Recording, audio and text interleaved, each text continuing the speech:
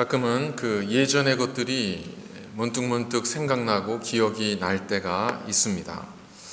그래 주변의 것들을 좀 생각해 보았더니 저희들이 알지 못하는 사이에 그냥 소리 소문 없이 사라져 버린 그 역사의 뒤안길로 감추어져 버린 참 많은 것들이 있다는 것을 또 새삼 느끼게 되었습니다. 대학 시절에 리포트를 써낼 때 이제 손으로 리포트를 쓸 때 누군가 옆에서 타다거리는 소리가 들렸습니다. 보니까 그 전동 타자기. 그래서 전동 타자기는 또 일반 타자기 수동과 달라서 글씨체가 예뻤거든요. 전동 타자기 글씨를 이렇게 타이핑을 하는데 참 깔끔하게 리포트가 만들어진 걸 보면서 참 부러워했던 적이 있었습니다. 근데 그 전동 타자기도 이제 컴퓨터의 등장과 함께 갑자기 순식간에 자취를 감춰 버렸습니다. 또 예전에는 그 허리춤에 하나씩 다 삐삐들을 차고 다녔지 않습니까? 그래서 울리면 확인하고 금방 어디 공중전화를 쫓아가서 줄 서 있는 모습들은 예전에는 굉장히 흔했던 모습들이었습니다. 근데 이 휴대전화의 등장과 함께 이제 삐삐도 그 역사의 뒤안길로 사라져 버렸습니다. 제가 호주 올 때 그 준비했던 것 가운데 라면도 한 돗박스 사왔던 것 같고, 그리고 또 거기에 카메라 필름을 한 10통 정도 제가 사왔던 기억이 있습니다. 물론 쓰지도 못하고 버리긴 했지만 예전에는 뭐 소풍을 가고 혹은 그 수련회를 가고 어디를 간다고 하면 꼭 여분으로 필름 몇 통씩은 다 챙겼던 기억이 있습니다. 근데 지금은 그런 거 챙길 필요가 없죠. 그냥 그 디지털 카메라 하나, 전화기 하나만 들고 가면 어디서든 다 사진을 찍어낼 수가 있습니다. 우리 찬양단이 참 아름다운 이제 반주와 찬양과 또 아름다운 목소리로 하나님을 찬양하는데, 지금은 저런 많은 기계들이 있었지만 예전의 교회는 풍금이라고 하는 것이 있었지 않습니까? 발로 마치 이제 그 수면에 떠 있는 백조의 발이 분주했던 것처럼 이 풍금 치는 분의 발은 분주하죠. 왜냐하면 발을 계속 움직여서 바람을 일으켜서 소리를 내는 건반악기, 이게 풍금이지 않습니까? 그래서 그 풍금을 쳤던 그 바람나는 소리를 들었던 기억이 있는데, 이제는 이 풍금도 거의 다 피아노, 그것도 이제 그랜드 피아노로 다 대체가 되면서 풍금은 이제 박물관이나 가야 찾아볼 수 있는 그러한 옛 물건이 되어버렸습니다. 그런 것만이 아니죠. 이런 유형의 것들만 아니라 무형의 것들도 참 사라진 것들이 참 많습니다. 성탄절이 되면 그 성탄절 이브에 함께 모여서 공연을 보고 노래하고 그리고 즐겁게 이야기를 나누고 밤새 난로 옆에서 이런저런 게임도 하다가 새벽이 되면 이제 새벽송이라는 걸 돌죠. 그래서 그 눈이 소복하게 쌓인 이 새벽의 거리를 기쁘다 구주오신 내를 부르면서 이제 집집마다 다닙니다. 특별히 저는 시골에 있었기 때문에 눈이 굉장히 많이 와서 눈밭을 이제 헤집어 가면서 그 집집마다 방문하고 이제 새벽 송을 부르면, 그러면 불이 켜지고 집에서 누군가 나와서 뭐 이 할로윈 데이 때 와서 이제 초콜릿 사탕 주는 것처럼 그때 준비한 과자나 뭐 이런 것들을 하나씩 선물로 이렇게 나눠주죠. 그걸 가지고 와서 교회 아침에 모여 있으면 이제 성탄절 아침에 그 예수님의 탄생을 축하하는 예배를 드리고 또 교우들이 함께 떡국을 먹고 그 다음에 가져온 그 과자간의 일부를 풀러서 함께 나누고 또 이웃들에게 나눠주기도 하고 하는 그러한 어떤 교회의 아름다운 전통이 있었는데, 지금은 뭐 그 모든 것들은 이제 다 뭐 우리의 기억 속에서나 우리가 좀 되짚어 보아야 할 그러한 일들이 된 것 같습니다. 뭐 이런 유형, 무형이었던 문화 혹은 물건들이 우리도 모르는 사이에 쓱 사라져갑니다. 생명도 마찬가지죠. 예전에는 반딧불, 이거 뭐 여름 밤이 되면 어디서나 다 반딧불을 흔하게 볼 수 있었는데, 지금은 반딧불 보려면 뭐 반딧불 공원 뭐 이런 데나 가야 반딧불을 보게 되죠. 우렁이 뭐 이런 것들이 논에 가면 그냥 널려 있는 것이 우렁이였었는데, 지금은 우렁이 하나 사려면 뭐 우렁이 재배하는 농장 가지 않으면 이제 그런 것들은 볼 수도 없게 되었습니다. 이런 것들과 함께 우리가 사용하는 단어들 가운데도 점점 사라져가는 단어들이 있습니다. 그 중에 우리 그리스도인들이 잘 사용했던 그런 단어 가운데 순종이라는 단어가 있었습니다. 근데 지금은 가만히 보면 우리가 순종이라고 하는 단어를 그렇게 예전만큼 많이 사용하는 것 같지가 않습니다. 이제 개인의 어떤 인권이 신장이 되고, 그리고 개인의 선택권, 자주권이 이제 굉장히 강조가 되어지면서, 그러니까 어떤 다른 누군가에 대해서 내가 그를 따라간다는 것, 그에게 순종한다는 것, 복종한다는 것 자체가 어떤 의미에서 굉장히 권위주의적인 단어, 그리고 가부장적인 단어로 느껴지기도 하고, 또 큰 틀에서 보면 굉장히 좀 제국주의적인, 그리고 전체주의적인 그런 의미가 풍긴다는 의미로 이제 순종, 복종은 더 말할 것도 없고요. 이런 단어들조차도 이제 교회에서도 사실은 이 순종이라는 단어가 점점 이제 우리 입에서 사라져 가고 있지 않습니까?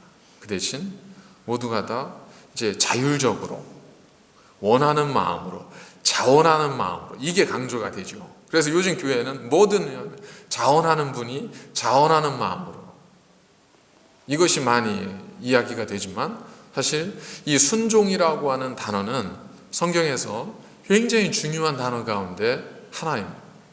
순종이라는 단어는 성경에서 대부분 무엇과 연결되어서 등장이 되냐 하면 믿음과 연결되어져서 순종은 항상 우리에게 언급되어져 왔습니다.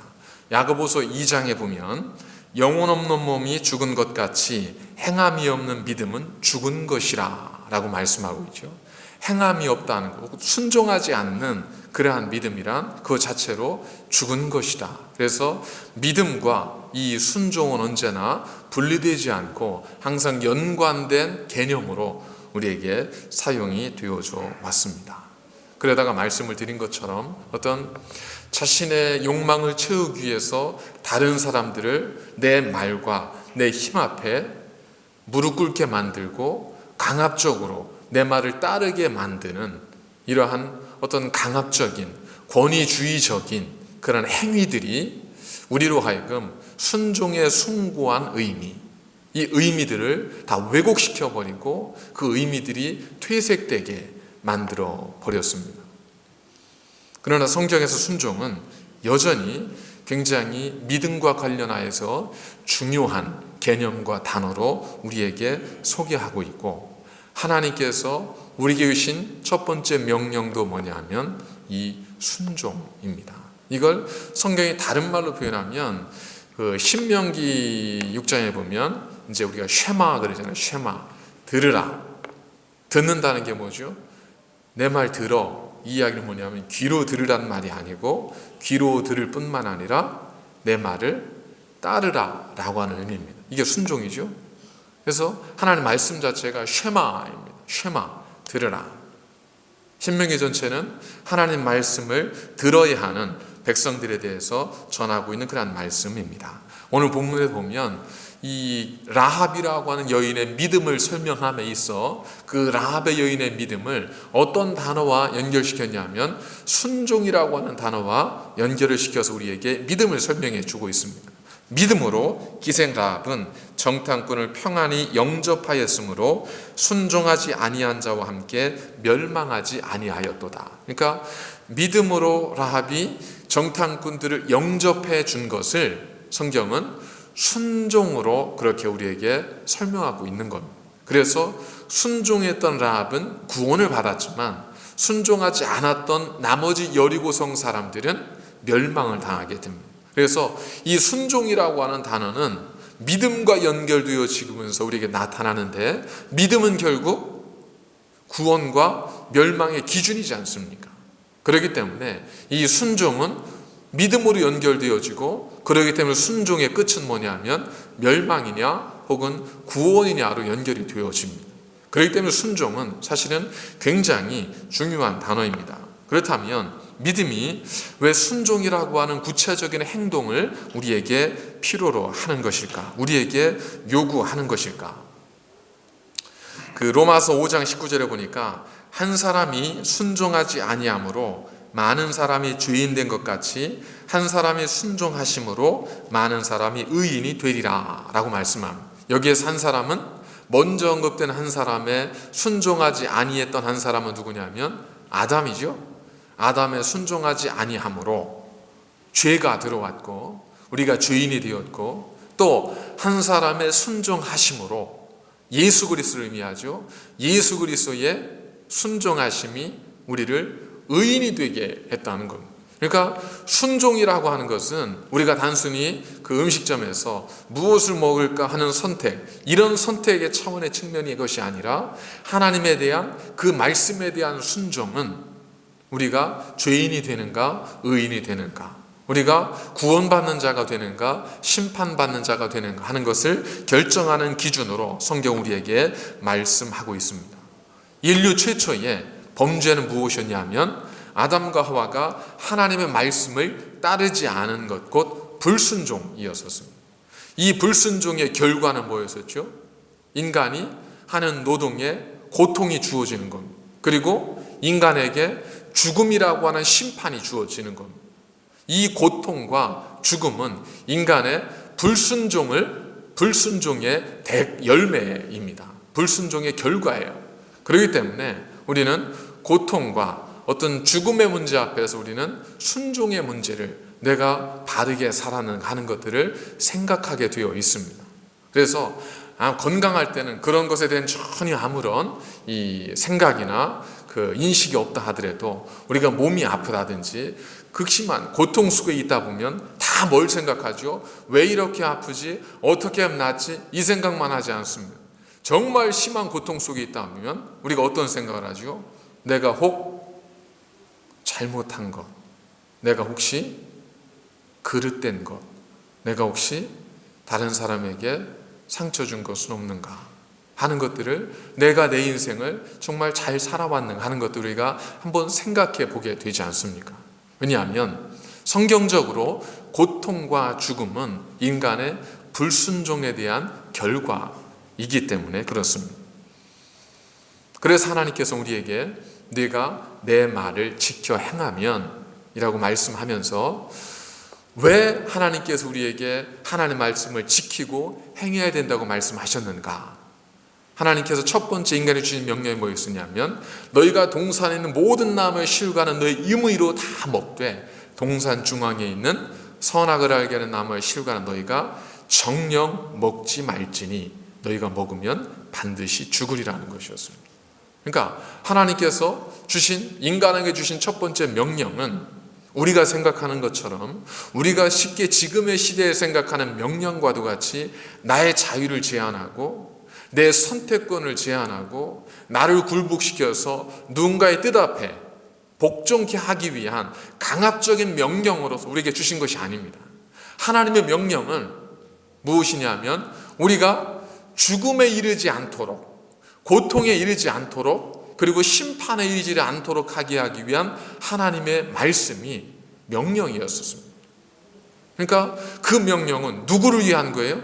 하나님을 위한 것이 아니라 우리 자신을 위한 겁니다. 그래서 신명기에서도 뭐라 말씀하냐면, 너희의 행복을 위하여 오늘날 내가 명하는 모든 명령과 규례와 율법을 지켜 행하라 라고 말씀하고 있는 겁니다. 그래서 우리가 왜 순종해야 하는가, 그리고 이 순종이라는 것이 왜 믿음과 연결되어지는가 하는 것은, 그 순종이라는 것이 철저하게 사실은 순종의 대상인 하나님을 위한 것이 아니라 순종의 주체인 우리 자신을 위한 것이기 때문이라는 겁니다. 그렇습니다. 하나님께서 우리 주신 그러한 명령은 신데렐라의 계모가 신데렐라에게 너 이것 해 라고 준 명령, 그런 명령과는 차원이 다릅니다. 신데렐라의 어머니는 그가 그 일을 하지 못하도록 그 명령을 줍니다. 그리고 그가 파티에 참여하지 못하도록 하기 위해서 그 명령을 내려요.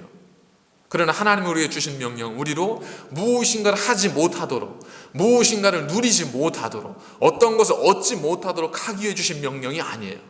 오히려 우리로 하여금 자유를 누리고 행복을 누리고 평화를 누리고 하나님께 주신 아름다운 창조 동산의 아름다운 것들을 마음껏 누리게 하기 위하여 우리에게 하나님은 명령을 내리셨다는 겁니다.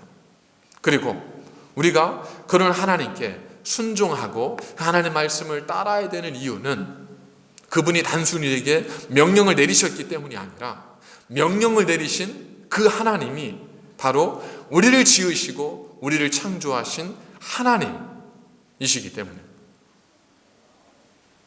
우리가 하나님 말씀에 순종해야 되는 이유는 기본적으로는 그 하나님의 명령이 나를 위한 것이라고 하는 그런 믿음, 그리고 두 번째는 그 명령을 내린 분이 나를 창조하시고 나를 주관하시고 내 삶을 이끌어 가시고 최후에 나를 심판하실, 그래서 주위에서 나를 건지실 나의 구원주 하나님이라고 하는 분명한 믿음이 있습니다.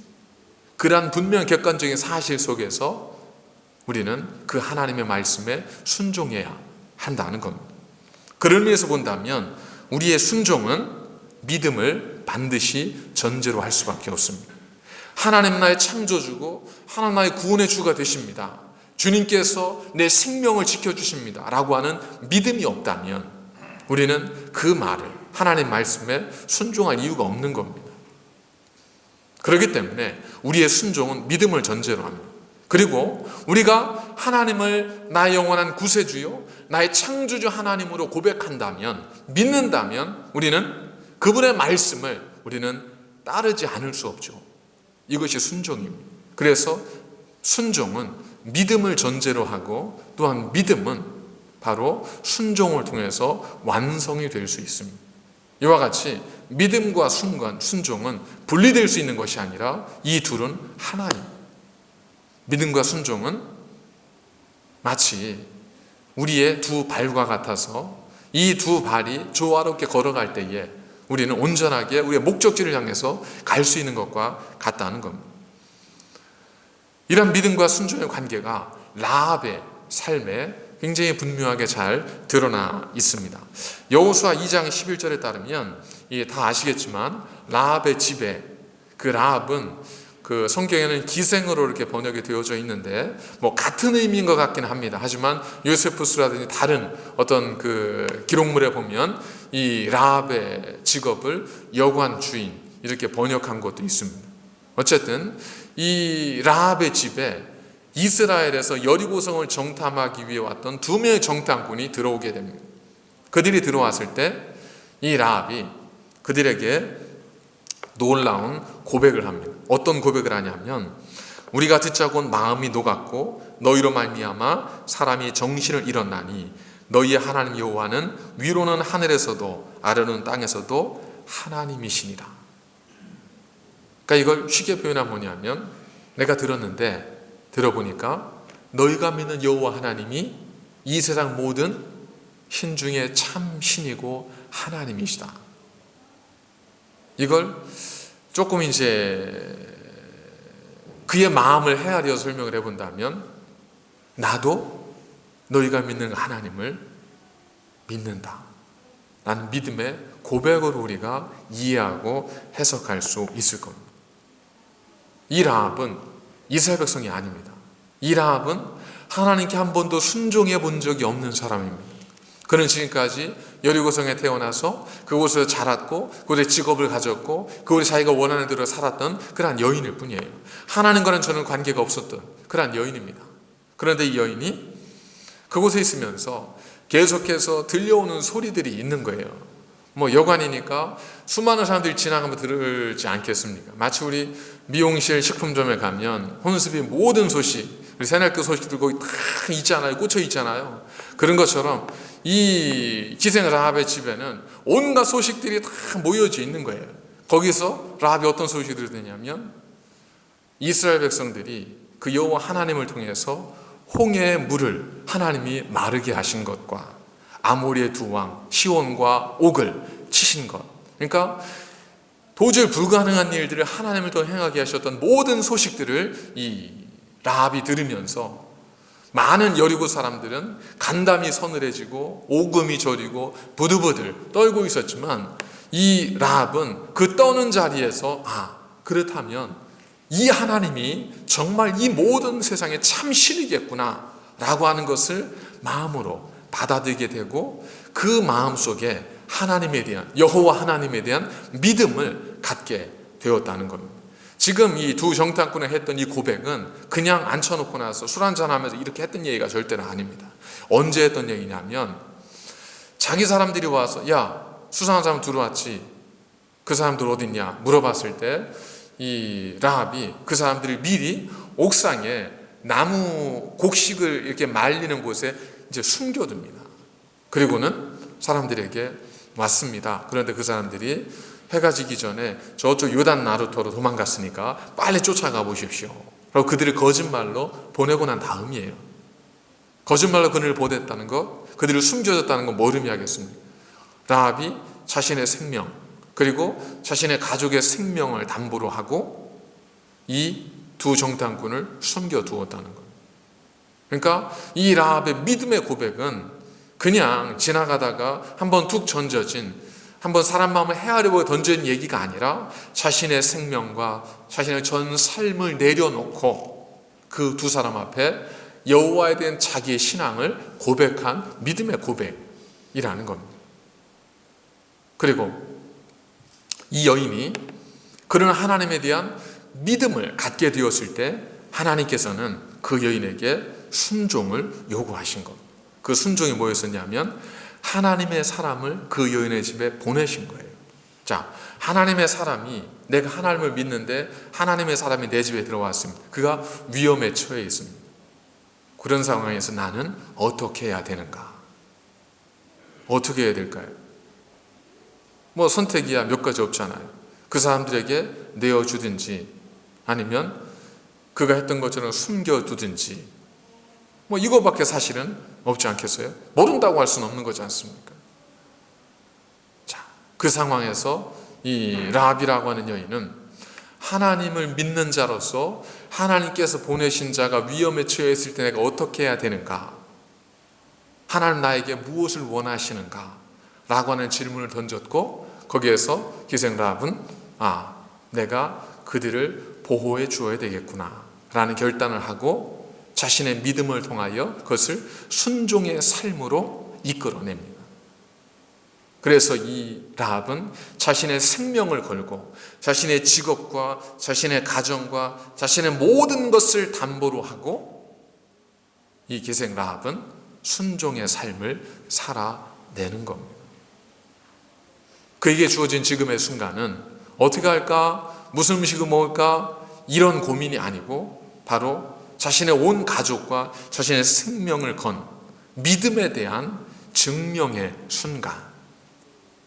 그렇기 때문에 언제나 순종은 무엇이냐면 내 마음속에 자리 잡은 하나님을 향한 믿음을 증명해내는 기회들이 언제나 순종이 된다는 겁니다.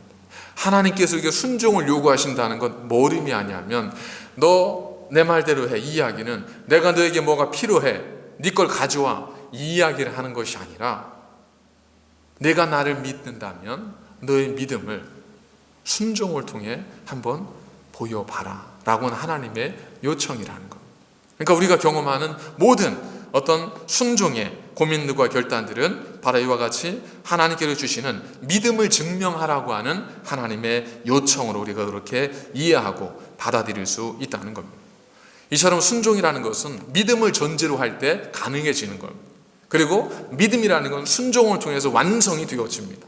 이 관점에서 이 기생 라합을 다시 한번 보겠습니다. 만일 이 기생 라합이라는 여인에게 하나님을 향한 믿음이 없었다면 이 여인 어떻게 해야 됐을까요?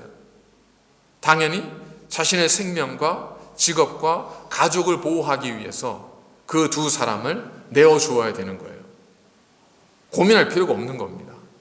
근데 조금 착하고 여린 사람이었다면 아마도 취할 수 있는 것은 그냥 그들에게 당신들 여기 있으면 잡히니까 내가 못 본 척 해줄 테니까 빨리 당신의 나라로 가시오 라고 하는 정도였겠죠.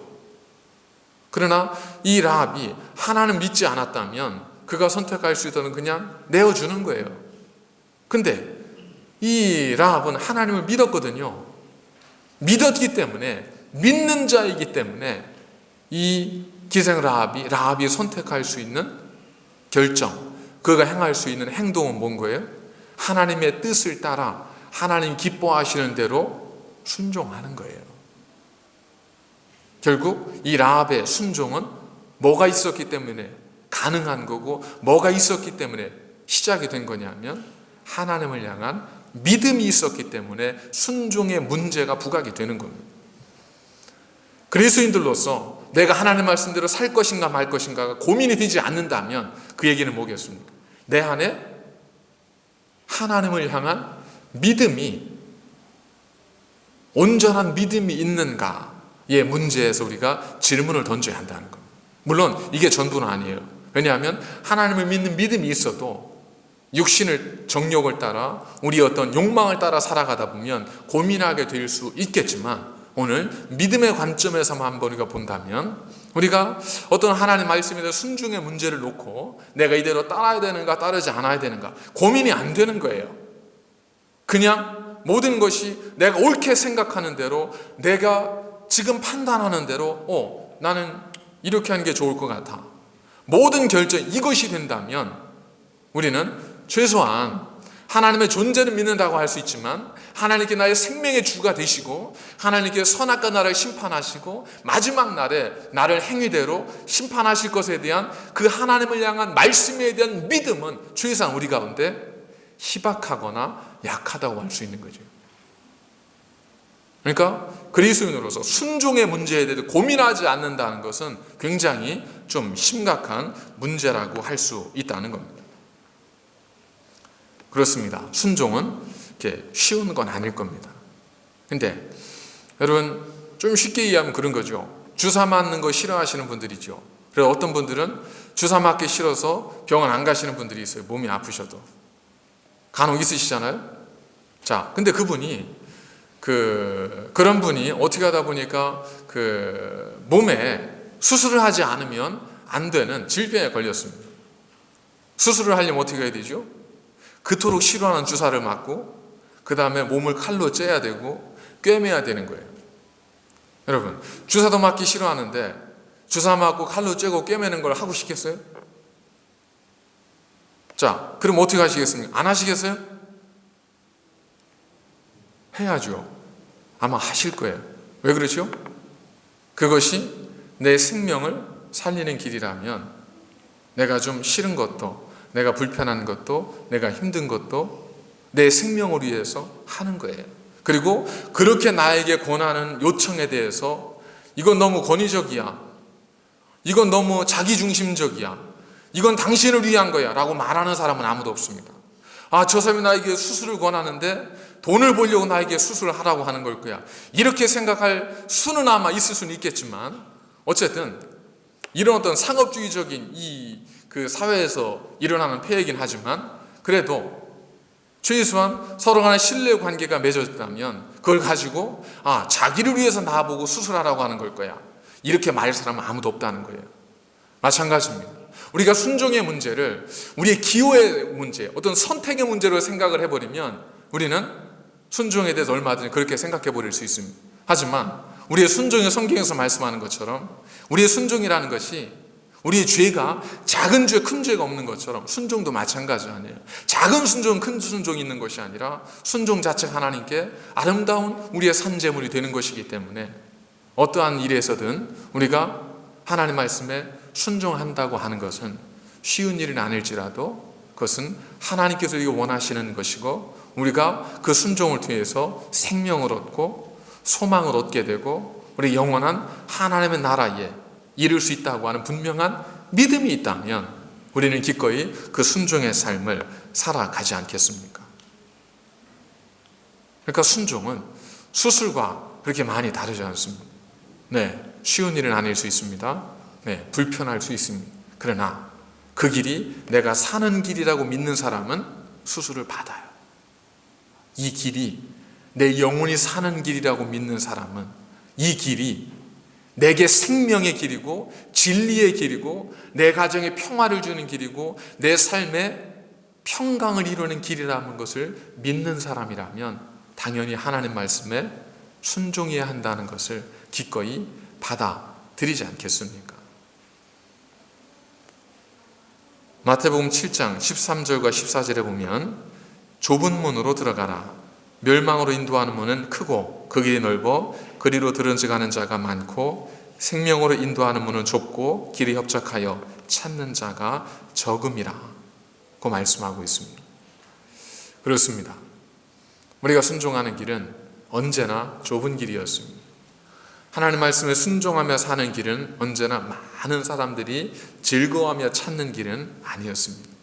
그러나 그 길은 예나 지금이나 생명으로 향하는 길이었고, 그러나 그 길은 예나 지금이나 바른 길이었고, 그리고 그 길은 언제나 하나님의 약속이 있는 길이었다는 것은 누구도 부정하거나 부인할 수 없습니다. 그렇기에 우리는 편해서도 아니고 쉬워서도 아니고 그 길이 우리에게 다른 어떤 이유 때문이 아니라 그 길이 내가 가야 할 생명의 길이고 옳은 길이고 바른 길이기 때문에, 그리고 나를 창조하시고 나의 삶을 주관하시는 하나님이 나에겐 주신 명령이고 그 명령 또한 하나님을 위한 명령이 아니라 나 자신을 위한 명령이기 때문에 우리는 그 길을 기꺼이 걸어가야 하는 것이죠. 그래 주님께서는 누구든지 나를 따르려거든 자기를 부인하고 자기 십자가를 지고 나를 따르라 라고 말씀하셨습니다. 그런 의미에서 우리는 한번 우리 믿음을 좀 돌아보고 우리 신앙을 돌아보셔야 되지 않겠습니까? 그러면 나는 무엇을 순종해야 하는가? 크게 보면 두 가지입니다. 첫 번째는 우리가 순종한다고 할 때는 첫 번째는 하나님의 말씀에 대한 순종입니다. 그런데 하나님 말씀이 예를 들어서 하나님, 제가 지금 우리 아이가 시험을 봤는데 A로 갈까요? B로 가야 될까요? 하나님, 제가 지금 직장을 알아보고 있는데 A도 있고 B도 있으면 어디로 가야 될까요?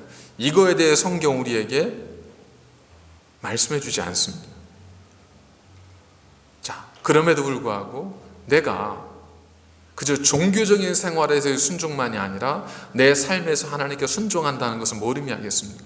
우리의 순종은 하나님의 말씀에 대한 순종일 뿐만 아니라 하나님이 내게 주신 상황에 대한 순종도 순종이라는 겁니다. 그러니까 순응하면서 무조건 받아들이면서 살라는 것이 아닙니다.